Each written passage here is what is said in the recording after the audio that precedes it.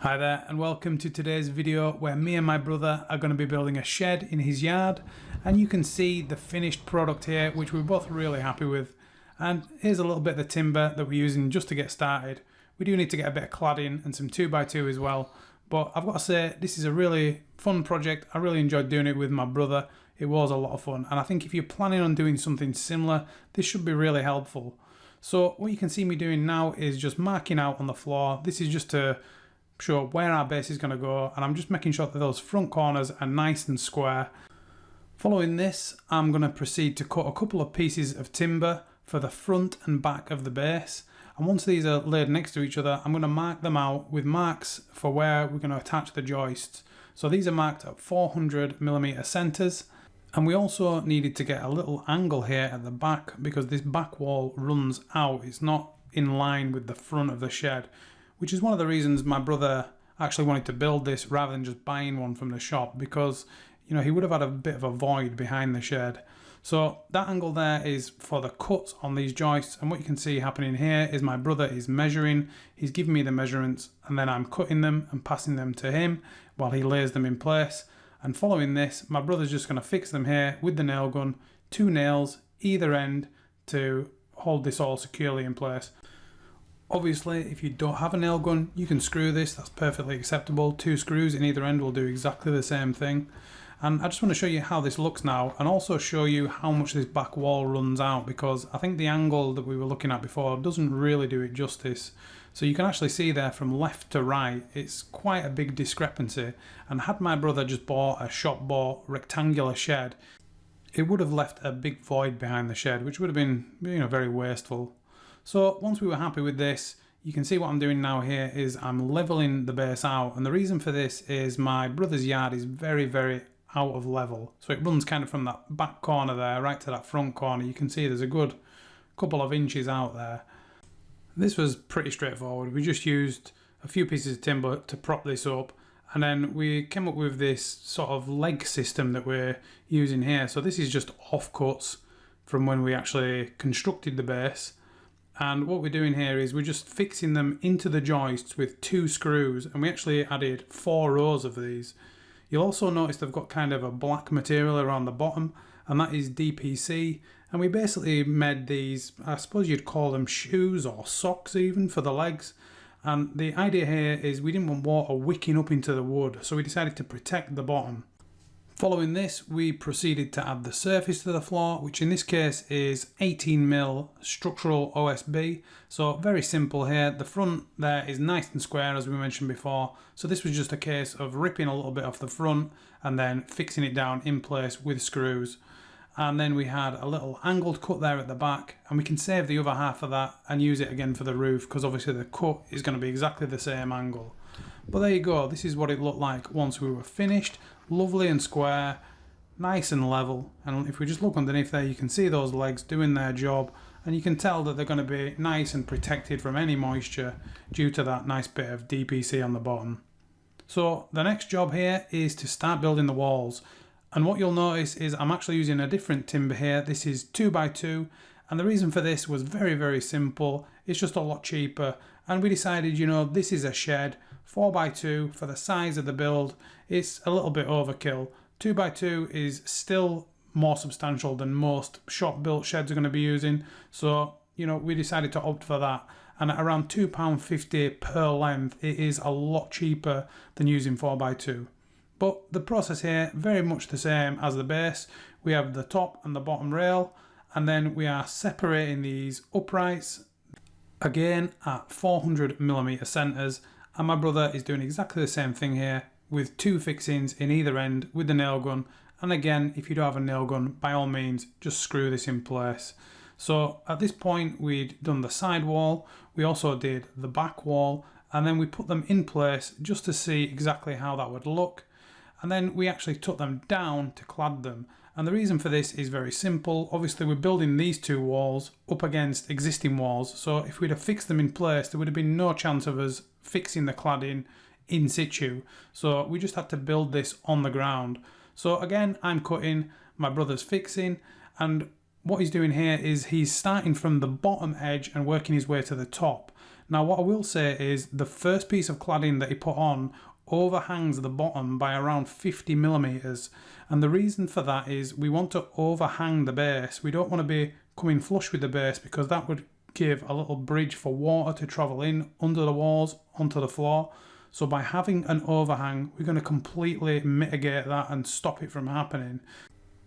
We also added a slight overhang on this back wall to the right hand side, and the reason for that is we wanted to overlap the side wall. You can see my brother here adding some silicone into that overlapping cladding, and the reason for that is we just want to seal that back corner up completely. Obviously we can't get to it to put any trim on it, so this was the best way that we thought we could seal that up. Following these walls being attached, we can add the other two walls, and these can be fixed just as stud work, and then we can add the cladding after the fact. And you know, this is very, very simple. You can see the front wall here has a slightly wider opening. This is for the door, but it's just a case of lifting these in place and fixing them to each other. So we're screwing the walls to each other, and then we're going to screw them down into the floor as well. And the good thing about this is, you know, because our base is so level and the measurements were good, this was largely very plumb and level without very much adjustment. Okay, so once that was done, we could move on to adding the cladding, and this was, you know, a nice little job. We just worked in tandem here with me cutting the cladding and my brother fixing it. We actually got a pretty good little flow going here, and you know, the cladding went on quite a bit faster than I were expecting. So what you'll notice my brother doing is when he's fixing the cladding, he's fixing down into the tongues. You saw him just doing it then, and the reason that he's doing the fixings that way is we want hidden nails. So basically when the cladding goes on, you don't want to be able to see any of the nails. Now when we were doing the back walls that are backing onto the other walls, that didn't really matter so much. It was better to actually go through the front of the boards there, firstly because you can't see them, but also because it gives a stronger fixing. And you know, because we can't access these boards, that's kind of helpful because it means that, you know, we don't have to worry about the boards coming loose. But yeah, these front ones, we wanted to keep the nails hidden. It just looks neater. So hidden nails is a good idea. Obviously, by all means, if you were building this yourself, you can go straight through the front of the boards. We just think this looks better because, you know, they're hidden. Okay, so once the walls were done, you can see that I'm moving on to the roof, and I'm marking this out just like all the rest of the timbers in the project at 400mm centers. And once I've done the front, I'm going to move on to the back and do these exactly the same as the front. And that's going to allow us to cut the joists and lift them into place before we fix them. So very, very straightforward there.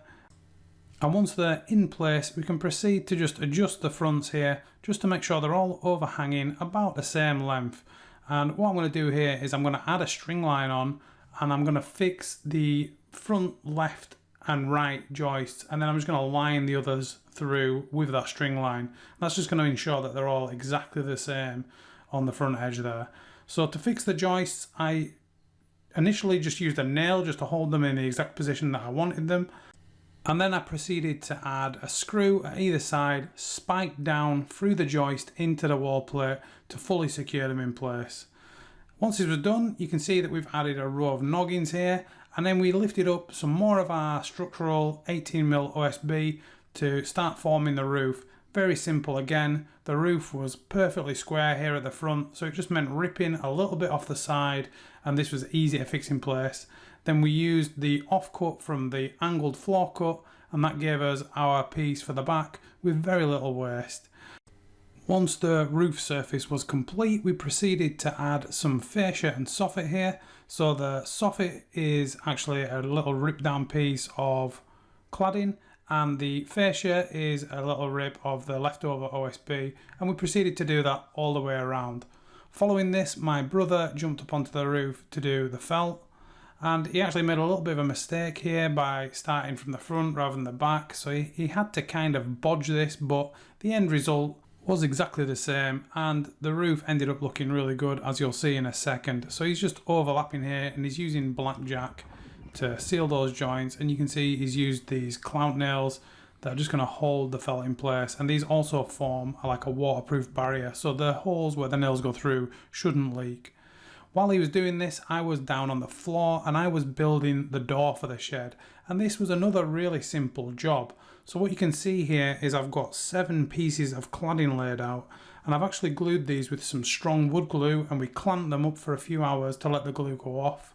Following this, I'm starting to add a little bit of a frame on the back, and to do this we're using ripped down pieces of the cladding, and as you can see here I've added a piece to the top, the bottom, and a piece either side, and again I'm using wood glue and I'm screwing these into the pieces of cladding. I will mention that every piece of timber that we're attaching here is being screwed into every single piece of cladding that it crosses over. So as you can see, I've added another piece to the middle, and then I'm proceeding to add these diagonal pieces to brace the door. So this is similar to what you might see on a gate or something, and the purpose here is to stop the door from sagging. So it starts low on the hinge side up to the high side, which is the lock side, and basically it's going to stop the lock side of the door from sagging down over time. Okay, so once this was done, you can see my brother here is adding some trim to the corners of the shed, and I'm going to actually start fitting this door. So to do this is very simple. I'm just going to need to plane down the sides of the door, and that's going to take the tongue and the groove edge off. By a stroke of luck, we didn't really need to do much more than that. Once we'd taken the tongue off and taken the groove off, this actually fit quite well. So following this, I'm just going to prop the door up, and then I added a couple of packers in either side to fully hold the door securely in place, and you can see that I'm just going to start adding these hinges while the door is in situ, which made this much easier. And as you can see, the door took no time to hang, and it's swinging open and closed perfectly as you would expect. So we had a little tidy up at this point, and I just wanted to show you how the shed was looking right now.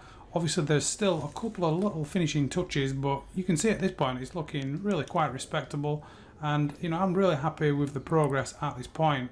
So there are just a couple of little jobs to do, and I actually came back the day after with my little boy when my brother was at work. I added him a little dad's shed sign that his wife had bought him, and I also put him a bolt on the door which we didn't have access to the day before because we were finishing this on a Sunday and everywhere was shut. But as you can see, very straightforward, very simple, and you know, I think this looks really great. I'm really happy with the way this turned out. And my brother is also very happy. He's got somewhere for all his tools and bikes and stuff like that now, and I think his wife's happy to have all that stuff out of the house. Okay guys, that's the end of the video. I'm going to display the price of this project, the full price that we ended up paying on screen right now. If you did enjoy this, please give it a like. If you're not subscribed to the channel already, hit the subscribe button, and I will see you in the next one.